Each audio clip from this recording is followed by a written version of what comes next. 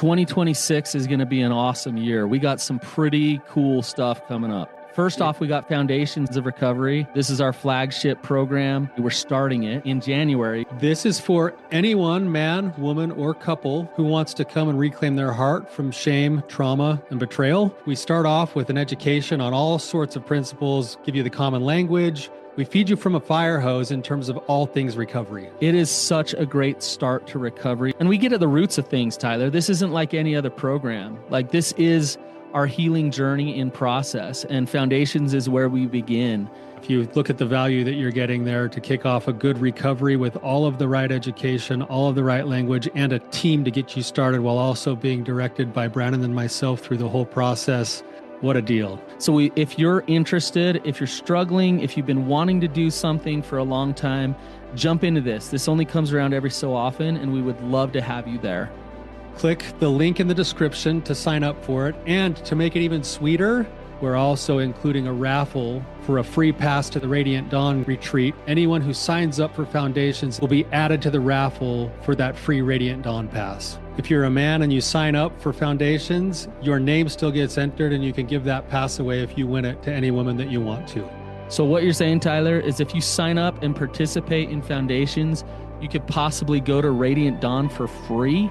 That's exactly what I'm saying, which is crazy because Foundations by itself is already an insane value. Man, I sound so salesy. But it actually is awesome. So come to Foundations. And even if you don't come to Foundations, sign up for Radiant Dawn.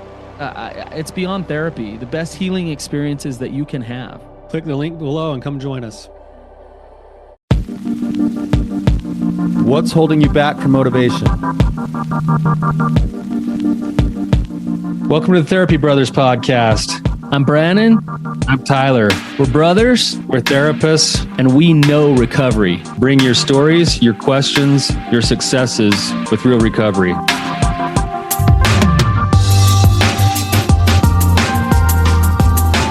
Hey, Tyler, you ready to have some hard conversations?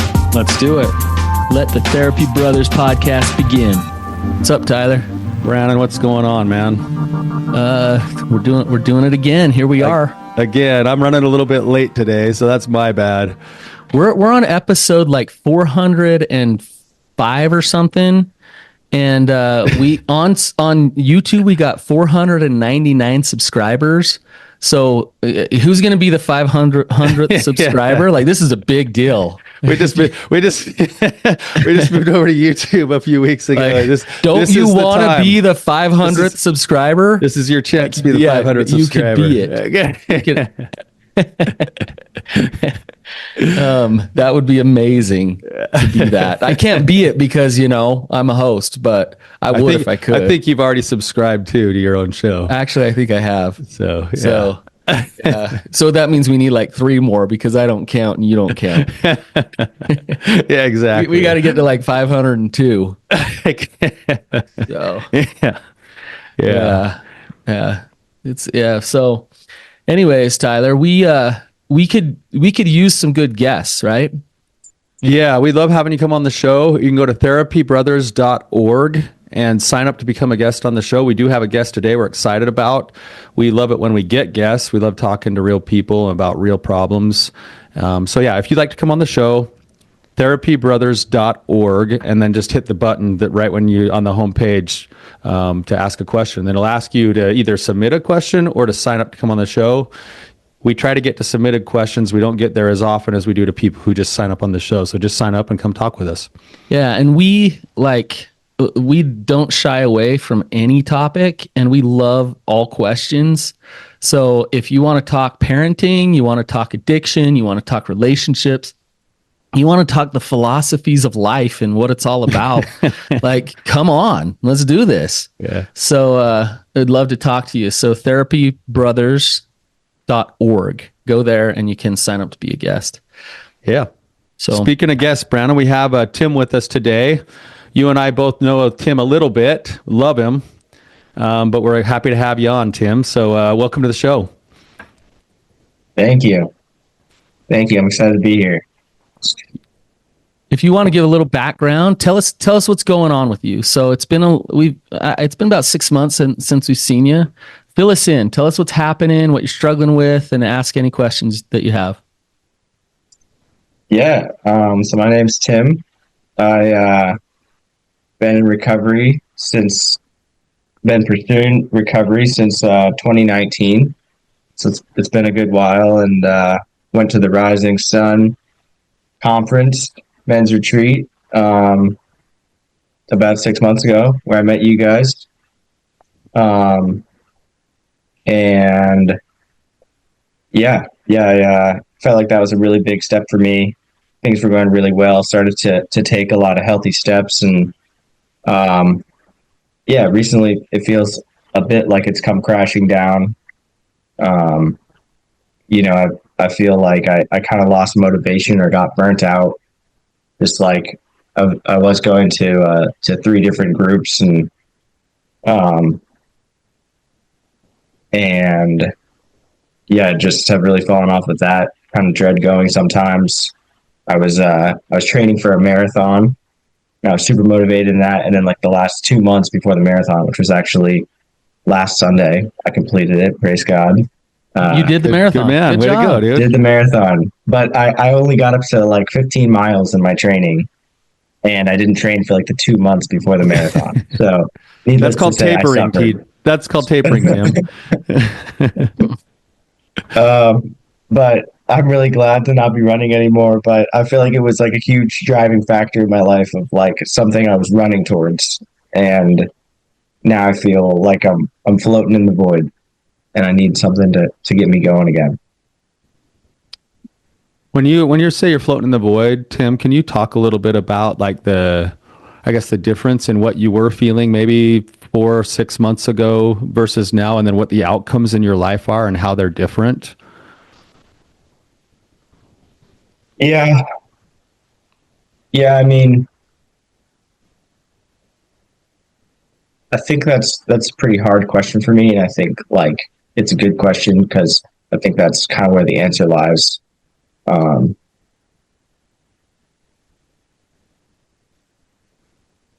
think that just like kind of recently got out of a breakup, went through a breakup, and I was really motivated to like move on, and I felt like I was on the brink of like getting free, and like I was going to have a huge breakthrough. And then I guess like over time, as I continued to relapse and didn't have the breakthrough I thought I was going to have, it just felt like, man, I'm just like right back to where I was, and the surety that I would be free in the next couple of months wasn't so strong anymore. And I guess I just like lost a little bit of hope that freedom was right in reach. When you say free, what are you trying to be free from? What do you mean by free? Yeah, I mean, like, I want to pursue wholeness and healthiness and everything, but specifically when I'm referencing that, it's pornography and masturbation, and that's kind of what got me into the recovery sphere. But as everyone realizes, it's a lot deeper than just pornography and masturbation, and there's something in me that needs to change. Gotcha. So free from those behaviors is what you want? Yeah. Okay. Has that been your kind of motivation in the past? Is that you want to be free of that behavior, and so that's why you've gone to the meetings and those type of things? Yeah, for sure. I think as I started to get serious about my faith, I realized it was something that is in line with my beliefs, and I needed to stop it, and I couldn't. So I realized I needed help, and that's why I started going to therapy. That's why I started going to groups, and that's how I ended up meeting you guys. Tyler, do you have something? Yeah, I'm wondering. So you've been working at recovery for how long did you say now, Tim? 6 years. 6 years. Okay. And inside that 6 years, I imagine you've probably had some ups and downs in terms of like, if we want to use motivation as a meter of like 0 to 10, there's probably been times when you've been up 8, 9, 10, and there's probably been other periods of time when you've been down 2, 3, 1, 0. Is that been a normal part of the process? Yeah, absolutely. And like part of that, I'm like okay with, like I can't expect to be a 10 all the time. And that expectation, is what convinces people to give up. I like think of it like the stock market is like in the day to day, it goes up and down, but like in the long term, I want to be trending upward. So yeah. Sure. I'm also wondering, you kind of just threw this in here while you were talking, but I'm wondering how much credence there is to being on the upswing and then going through a breakup. How much of that breakup was actually, how much impact did it actually have on you? Massive. Yeah. I mean, it was really, really tough. I don't know, to give a quick intro to that. I thought we were going to get married. It was like a really, really, I thought it was a really healthy relationship. And we had talked about porn in less detail. And then, as we started getting ready to get engaged, we had a deeper conversation. We met with my therapist, and she just kind of imploded, and she was like ready to break up with me. And yeah, our relationship just like never recovered from that point. It like really shocked me because it was like, wow, I thought I'd like been so honest with you, and like I didn't think that something like this, like I guess deeper understanding of something I already thought I'd disclose to you would lead to our breakup. And yeah, so that was really hard and left me with a lot of feelings of like I can't be loved for who I am right now, and I have to change to be loved. So it kind of drove home a lot of the shame around the issue, like already feeling like I need to stop this behavior to be okay, and then having that relationship in that way reinforced that you're not okay. Okay. Can I do something annoying with you, Tim? Let's do Sure. something annoying for a minute. I'm warning you that this is annoying to start, so I'm not just annoying. Okay. We're gonna do 5 whys. Okay. So we're gonna start with a why. And you said, well, I want to be free. Like, why work your recovery? I want to be free from this behavior. Okay, so I'll count that as 1 for you. Okay. Why do you want to be free from this behavior? I already know the last why. Hang on, let's get there though. I was just talking to my therapist about this the other day, but let's go through it. Why do you want to be free from this behavior? Because I've noticed the destructive tendencies it carries. It feel like it distances me from God. Okay. And we're commanded not to. Okay. So you're commanded not to, it distances you from God, and you know it's destructive. Okay. Mm-hmm. So why does that matter? And that might sound like a dumb question, but why does that matter to you, that it distances you from God and you're commanded not to? In the God sense, that's important to me just because I believe that that God created us, and he he has a plan for our lives and a certain framework that's going to bring us the most fulfillment and joy. Okay, so God created us and has a plan and a framework. And you believe that if you actually step into that plan and that framework, then you'll have joy, right? Yeah. So why does stopping pornography, like why does that get you to that plan and that framework?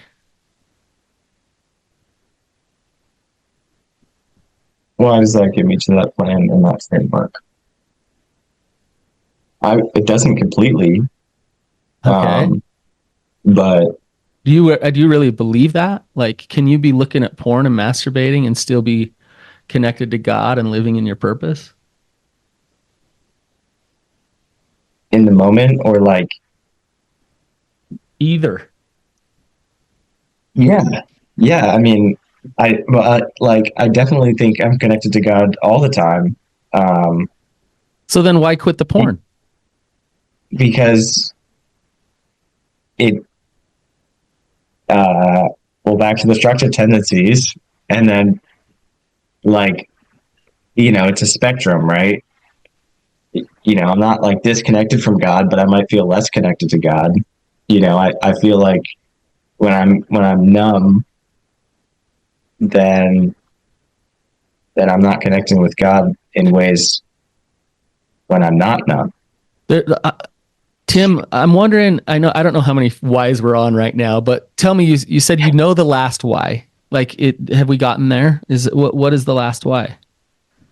I want to be happy. Okay.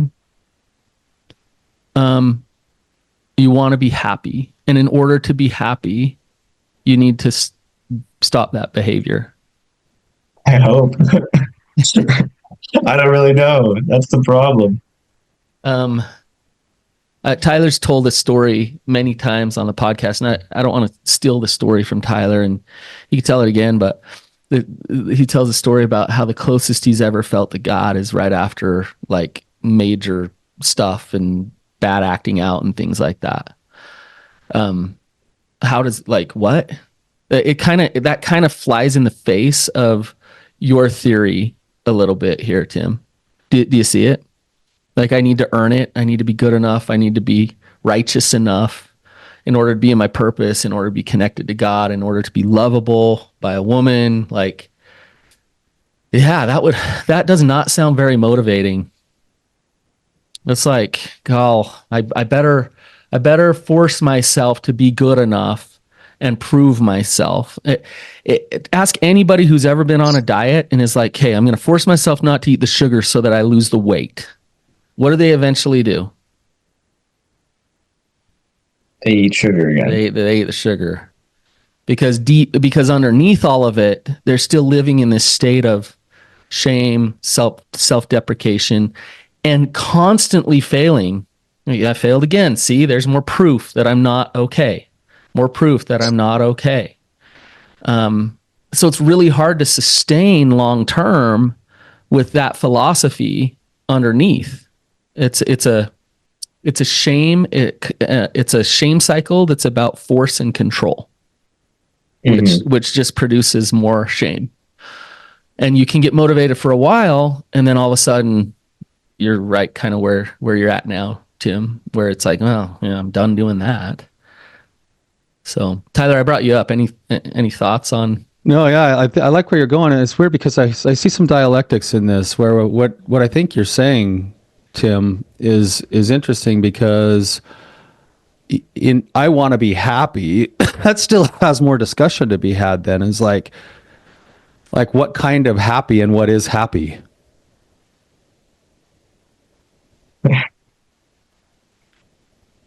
You got me stumped. Well, that's your major why. How could he have you stumped? Like, that's your major thing, right? I mean, I guess I ran through this, and it's like, I'm like a little bit envious sometimes of people with kids because they have this really deep why of just like, I like this innate, primal, like, I have to provide for my family, and then and it convinces them to do these really hard things. And I feel like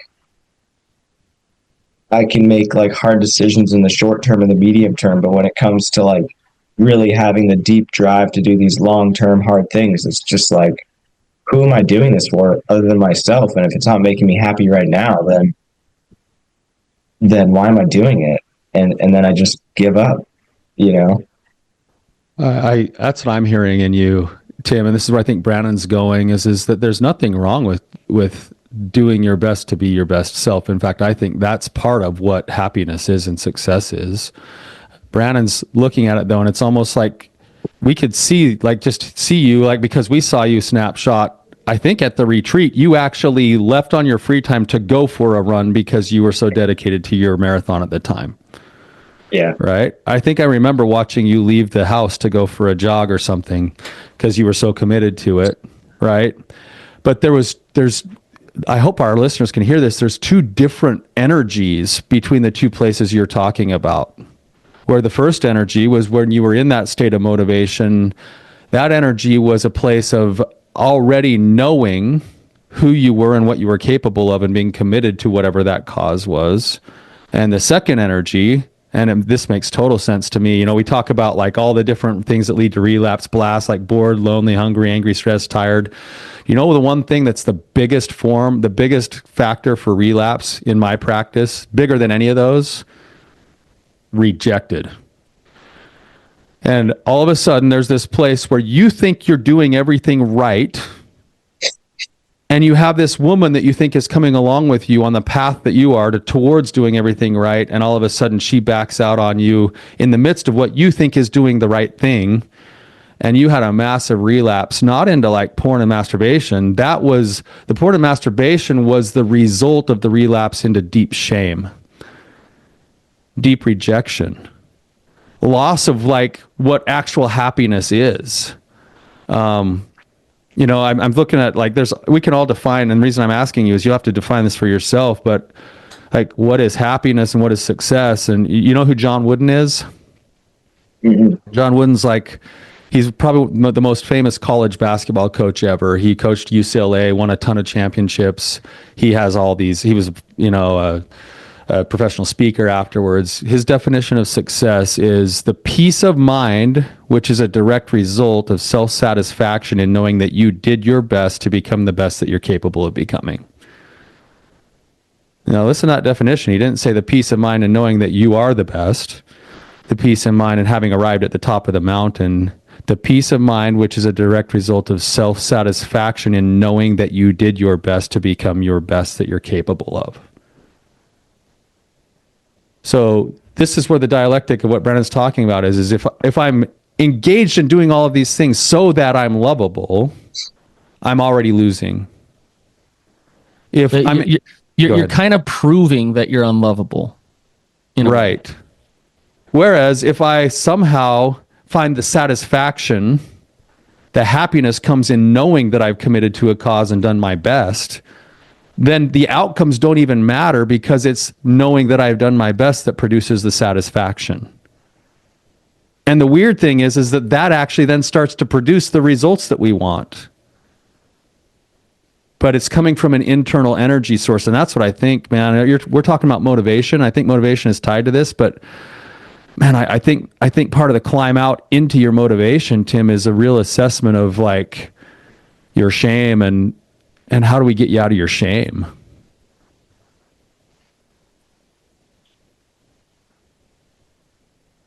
Tim, do you understand the paradox that Tyler just outlined? It was a lot of stuff. Yes, I think so. It's go ahead. I'll try to just really dumb it down here.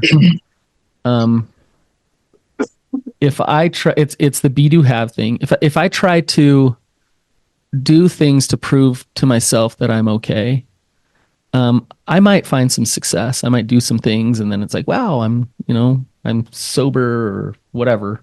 I made enough money or whatever it is. But long term, if I know that I'm a good husband, let's say I know I'm a good husband and I fail. I make a mistake. I do something. But I know deep down that I'm a good husband. What am I going to keep doing? That's a good husbands do. I'm going to show up as a good husband, right? If I don't know that I'm a good husband, but I'm trying to prove it to my wife and prove it to the world that I am, and I fail, where am I going to go? How am I going to feel? You're a bad husband. Yeah. See, I'm trying and I keep failing. So then failure is a real thing because I'm trying not to be what I believe that I am. And so this is a hard one because it's like Tyler says you got to get out of your shame. Absolutely true. You got to shift the very perception of self, who you actually are. The fact of the matter is you say, I want to be happy. The truth is God needs you, Tim, because you're a freaking rock star. You're a badass that is going to change the world. And you are that already today, right now, as sober as you are or unsober or whatever you are, as rejected as you were by that girl. Like, that's who you actually are. You don't believe that. So what do we need to do to get you to feel that, know that, and step into that? You just ran a marathon. You just ran 26.2 miles without training for 2 months. I want to ask you your time because I'd probably be like, holy crap, like what? But look kind of where you went with that of like, well, yeah, even my marathon, like I wasn't that motivated. And you just ran the marathon. Like, just stop there and be like, holy crap, accomplishment. That's freaking awesome because I'm awesome. Do you see the difference in the perception of self, in the knowing who you actually are? So something needs to wake you up. You've been living in these systems of prove it for so long. And I don't know where you've gotten those systems. I don't know what trauma you have, what experiences you've had in your life. Those things have told you lies, but you believe those lies like they are the way. They're the only way, right? So we need to undo those lies. We need to get you to view it differently and start your day from a place of self-acceptance, from a place of love, right? So, okay, I just went off on that. Tim, what do you think of that? Yeah, I think it's good. I think it's accurate. Yeah, I guess I just don't know how to get there other than just like lying to myself until I believe it. Maybe that's how I get there. Well, and I think that's a telling way of saying that, Tim, that it kind of indicates where you currently find yourself is, I'm lying to myself until I get there. Well, it's not actually lying to yourself. It's just that you refuse to accept the truth. So you could even phrase that differently, and you could say, I could practice accepting the truth until I get there. Mm-hmm. It's like Tim, you wake up in the morning, and I'll just ask you this question: like, how often do you actually look yourself in the face and in the mirror, and just like make eye contact and hold it?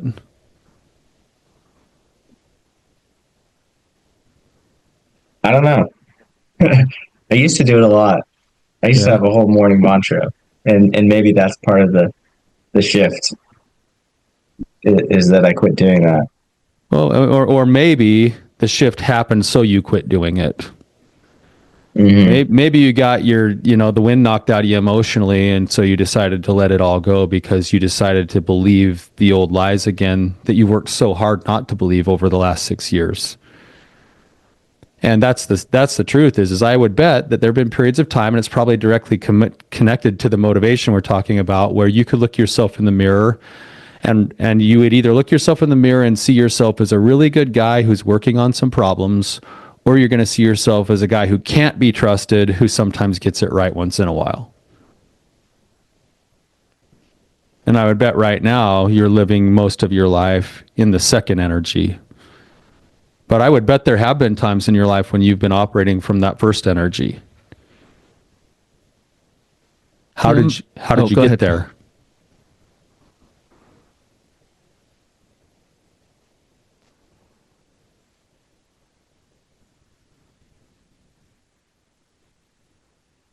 I think there's definitely been times in my life where other people have given me that belief, and I'm able to hold on to it because if other people believe it, then I can believe it. Hmm. You know.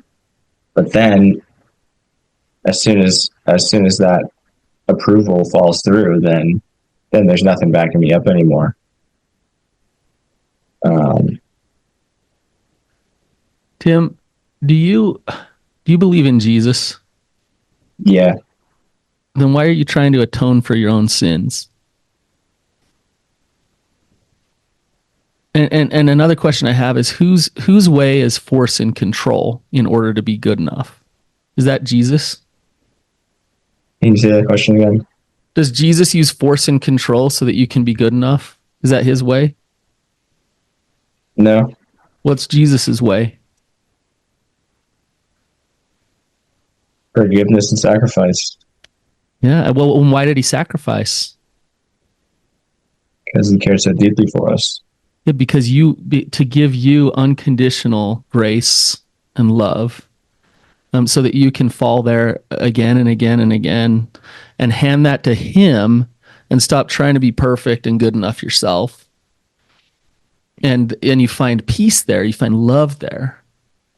Satan comes in and says, "You got to do it this way. There's one way. Force yourself to be good enough, and if you force yourself to be good enough." And so when you say, I want to be free from porn because I want to be righteous, what God are you worshiping by forcing yourself to be free from porn? Do you see what I'm saying? Yeah, yeah. I guess I just, it sounds really nice to say out loud, and I just never know how to practically implement it, and it just feels like, like the popular Christian way to say it, let go, let God, and it's just like we're in like Neverland, and if we just put all our trust in God, then all our problems will just float away. But I've never experienced anyone who's just like, yeah, I was like a alcoholic, and then I just stopped thinking about it, and now I don't drink anymore. I think it's let go and let God isn't about all of your problems going away, but it's when your problems come up, you can handle them. You're resilient to the shame. Your problems don't turn into suffering because it's like, God has me. Like, God can hold this. Christ's atonement can take care of this failure that I had. And so it's not becoming perfect, but there really is this catch-22 of, and a lot of people get to this place of like, I have to control here, because if I don't, then I'm just going to go to crap. Like it's going to be horrible. If I'm just like, okay, I'm giving this to God, so I got to control this. Right. But there's this thing, and Tyler and I have seen it, and I've experienced it in my life, and I know Tyler has too, where it's like, to truly turn your will and your life over to the care of God, to truly let go and let God, all of a sudden, like the way you resonate shifts, and what you do changes, and your motivations just become more automatic, because you're operating from a place of already knowing that you're loved, already knowing that you're accepted. So when girlfriend breaks up with you, ouch, that hurts. There's grief, but it's like, it's okay. I can handle this. My recovery was never based on her anyways. This is between me and God. And I'm close to God even if I fail. Right? Do you see the shift, the difference? Mm-hmm. I hear your skepticism. I hear you're like, yeah, but. So why quit porn? Well, I think what's interesting about that is that you probably already have the answer to that, and you actually probably gave the answer without realizing it earlier a little bit. Tim, is that yeah? Go ahead, Brannon. Well, I hated his answer. Well, I actually think, but I think that these are the things that are hard to sift through, because what you're saying, Brannon, there's still some truth in this. It's just that they get put in a different order, right? Yeah. Yeah. So if I learn to surrender to a God that I believe in, who operates solely from a place of love, that God still has, that God is perfect in all things, is perfect in love, perfect in boundaries, perfect in everything. If I, and this is where I think the resistance I feel from you, Tim, is if I actually fully surrender to that God, number one, I don't know, it's a faith thing, because I don't know if I'm actually going to receive the love that I'm promised. So there's a faith thing and a scary thing, stepping over the edge, just going into the cave, just in that relationship with a higher power. And then if I receive that grace and that love, if I truly actually receive the grace and the love, I will be motivated by that love to do the very things, some of the very things that I've been trying to do in order to get the love.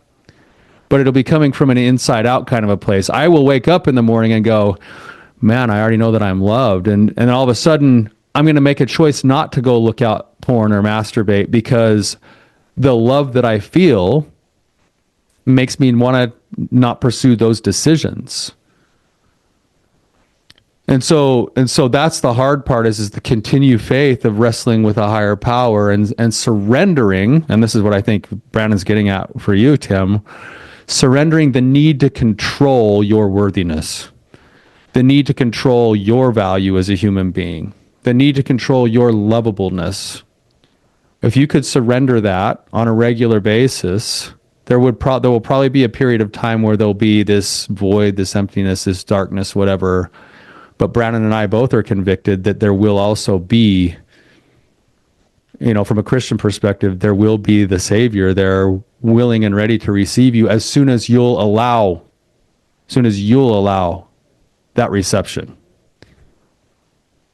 You have to let go to do it. What are you thinking, Tim? He wants to punch us in the face right now. I can see it in his eyes. No. So I'm not pursuing freedom from porn. I'm pursuing consistent knowledge that I'm loved. Oh, that's way better. I'm pursuing. You could just dwindle it down to I'm pursuing God and just feeling that love with God, right? Like that's the first and foremost thing that I'm doing every day, and also, and what I would say, Tim, is I'm going to go deal with the demons. I'm going to deal with some of the trauma, some of the things that are in the way, and creating these belief systems that I'm in that contribute to the continual shame.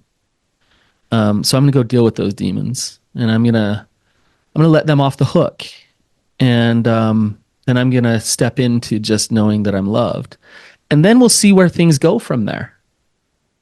Maybe you'll rage out in porn when you're loved. Let's let that go. Like you already know the answer to that, though, Tim. Like you won't. Yeah.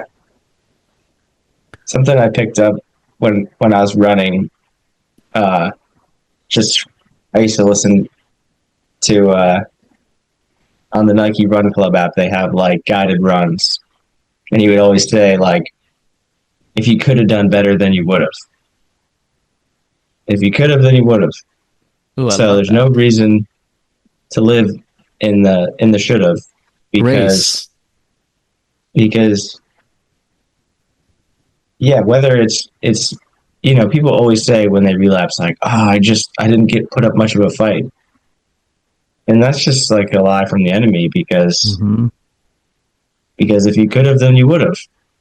You're sharing that you want to be free, so if you could have been free, you would have. So it's more of a changing in the future and accepting yourself now. Yeah. Oh. Yeah, that's it, Tim. We're running low on time, Tim. Any other questions for us? Thoughts? No, I appreciate you guys. I guess I'm cured now. Yeah, you did it. We did it today. Awesome. Okay. Yeah, if that's what you decide. Hope I can see you guys in Utah soon. Yeah, That'd be awesome. we'd love to see you again, Tim. You're a good man. These kinds of calls are hard for me sometimes because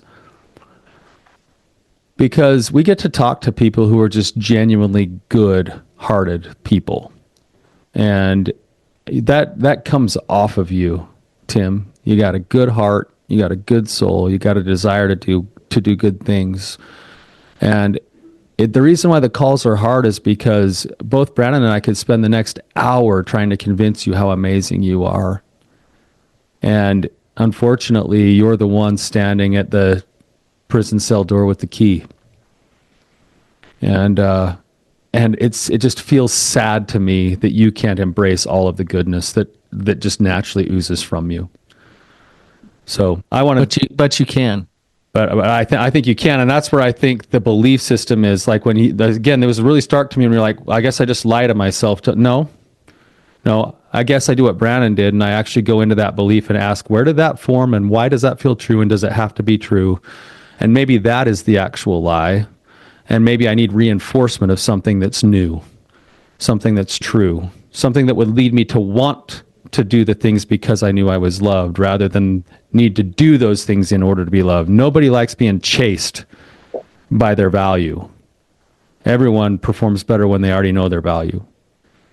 So you're a good man, Tim. I'm proud to know you. I love you. Love you too, Tyler. Yeah. All right, you guys. Tim, thanks for coming on. If this has been helpful to anybody, please share it. Hop over on YouTube, become our 500th subscriber, leave a comment, and until next time, keep on keeping on.